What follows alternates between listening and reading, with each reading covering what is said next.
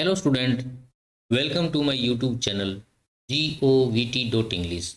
आज हम पढ़ेंगे कक्षा 8 की इंग्लिश की बुक प्रखर और उसकी वर्कशीट नंबर जो 15 है और उसमें किस प्रकार का प्रश्न पूछा गया है उस प्रश्न के बारे में आज हम यहाँ चर्चा करेंगे।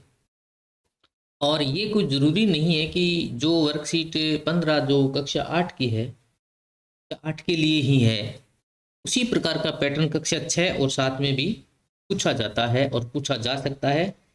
और आगामी जो आपका RK SMBK का पेपर होगा तो कुछ इसी प्रकार के पैटर्न के अनुसार आपके पेपर में कुछ आएगा। तो यह जो वीडियो है यह न केवल कक्षा 8 के लिए इम्पोर्टेंट है बल्कि कक्षा 6 और कक्षा 7 के लिए भी इम्पोर्टेंट है। तो मैं ये कहूँगा कि इस वीडियो को कक्षा 6, कक्षा 7 और कक्षा 8 तीनों कक्षाओं के स्टूडेंट्स इस वीडियो को ध्यान से देखें और इस प्रकार से आप अपनी वर्कशीट को करने का प्रयास करें ताकि RK SMBK के पेपर में अगर इस प्रकार का कोई प्रश्न आ जाता है तो आप उसको आसानी से कर सकते हो। तो वीडियो को शुरू करें इससे पहले आप वीडियो को लाइक करो, वीडियो को शेयर करो, वीडियो को कमेंट करो और अगर आप चैनल में बिल्कुल नए हो तो चैनल को सब्सक्राइब करो और आने वाले सभी वीडियोस के नोटिफिकेशन भी आपको मिले इसलिए आप घंटी वाले बटन को जरूर दबाओ। ओके, तो शुरू करते हैं। Past indefinite tense. हालांकि मैंने पास्ट इंडेफिनिट टेंस के बारे में विस्तार वाला वीडियो जो एक टेंस से संबंधित वीडियो होता है वो मैंने ग्रुप में डाल दिया है। यूट्यूब चैनल GOVT में आप सर्च कर सकते हैं। लेकिन यहाँ वर्कशीट 15 के आधार पर मैंने छोटा सा आपको थोड़ा हिंट दिया है, थोड़ा सा आपको पढ़ाने का प्रयास किया है जिसको आप पढ़ोगे। यानी पास्ट इंडेफिनिट टेंस क्या है? पास्ट इंडेफिनिट टेंस में मेन क्या होता है, एक सब्जेक्ट होता है जिसको अपन कर्ता बोलते हैं। क्या बोलते हैं?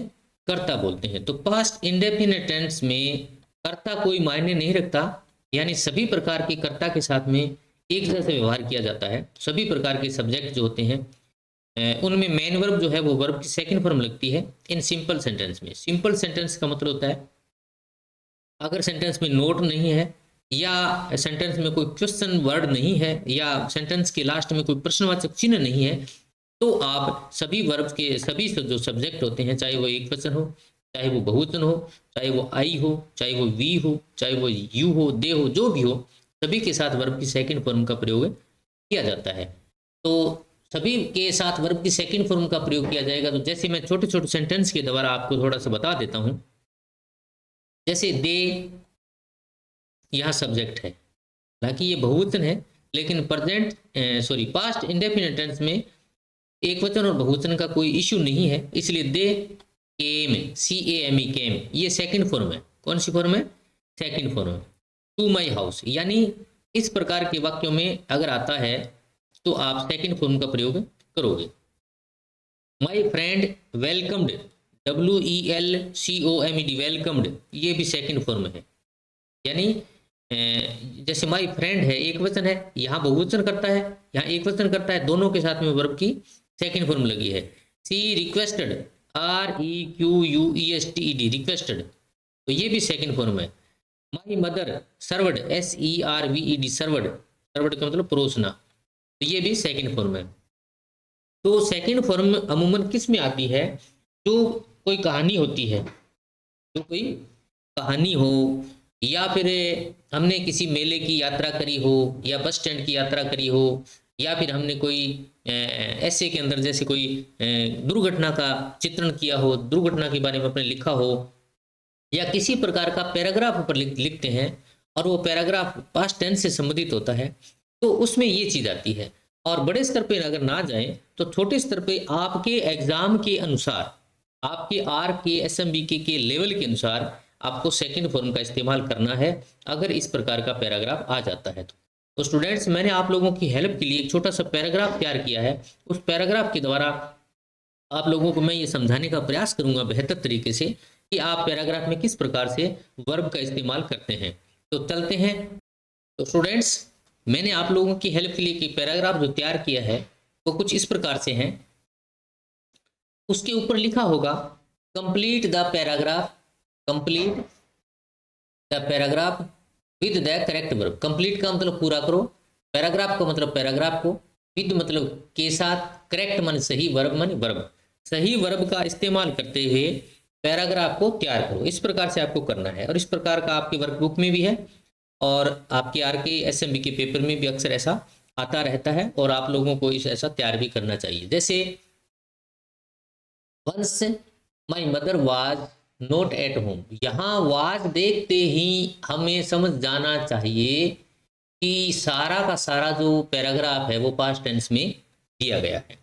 अब आप लोगों को ज़्यादा उलझने की आवश्यकता नहीं है, क्योंकि मैंने जैसे ही खाली स्थान आता है उसके बाद में मैंने दो वर्ब दिया है, एक तो सेकंड फॉर्म दिया है और एक थर्ड फॉर्म दिया है, सॉरी थर्ड फॉर्म नहीं, एक तो दिया है मैंने फर्स्ट फॉर्म और एक दिया है मैंने second form.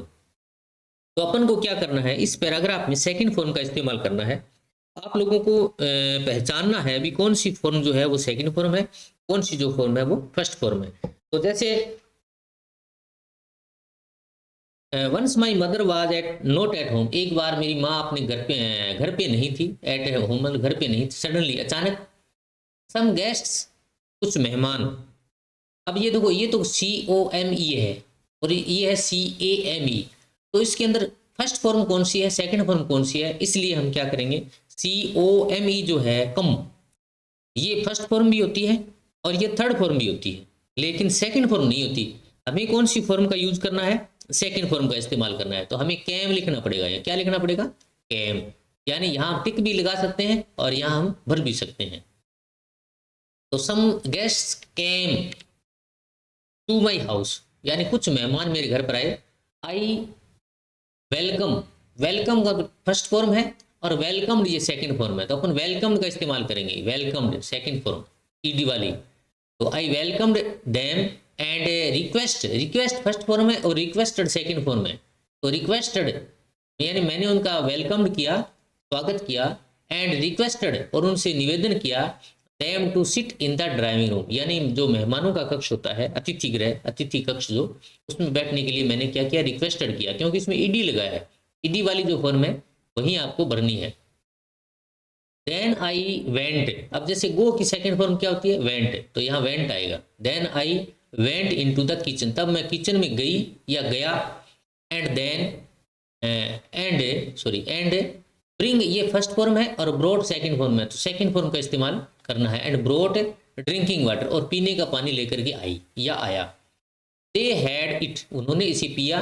And then asked, ask first form है और आस्क्ड सेकंड फॉर्म है, तो अपन आस्क्ड का यूज करेंगे। देन आस्क्ड, तब मैंने पूछा, तब देन उन्होंने क्या, पानी पिया और पूछा, क्या पूछा, अबाउट माई मदर, अब मेरी माँ के बारे में पूछा कि तुम्हारी मम्मी कहाँ है।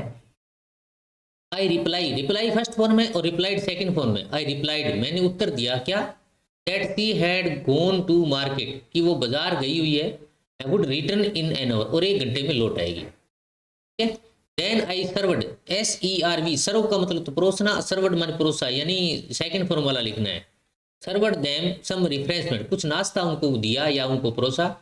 दे हैड इट, उन्होंने उसको खाया या नाश्ता किया।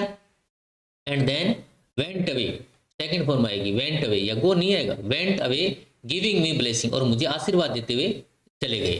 बस इस प्रकार आई वेलकम्ड सेकंड फॉर्म आएगा, I welcomed them, I welcomed and entertained, entertain का मतलब उनका मनोरंजन किया या उनके बैठ करके, उनके साथ बैठ करके राजी खुशी की बातें पूछी, कुशल क्षेम पूछा, इस प्रकार से बातें करना, ये वेल एंटरटेन्ड होता है। The guest in my mother's absence, यानी मैंने अपनी माँ की अनुपस्थिति में अपने मेहमानों के साथ बातें की और उनका स्वागत किया। इस प्रकार से ये पैराग्राफ आपको जो है ये आपको अच्छे से तैयार करना है और अपनी नोटबुक में भी इसको लिख लेना चाहिए। तो बच्चों ये जो मैंने करवाया है ये इस प्रकार से यूं करवाया क्योंकि इस प्रकार के पैराग्राफ आपके आरके एसएमबी के पेपर में आते रहते हैं। तो आपको ये वर्कशीट ही मानो, आप नई वर्कशीट मानो आप इसको, और वर्कशीट के हिसाब से आपको तैयारी करनी है। और जल्द ही ऐसी बहुत सारे एक्सरसाइज, बहुत सारे वर्कशीट मैं आपको इस वीडियो के द्वारा यूट्यूब चैनल GOVT के द्वारा डालने वाला हूँ। तो आप जल्दी से इसको लाइक करें, शेयर करें, कमेंट करें और सब्सक्राइब करें, अपने दोस्तों को शेयर करें सभी को, और कमेंट जरूर दें ताकि मुझे ये पता चले कि भी मेरे स्टूडेंट्स को ये चीज़ें समझ में आ रही है या नहीं आ रही। अगर फिर भी आपको किसी प्रकार की प्रॉब्लम है तो भी आप कमेंट करें। तो मिलते हैं नेक्स्ट वीडियो में। Okay, good bye, see you soon.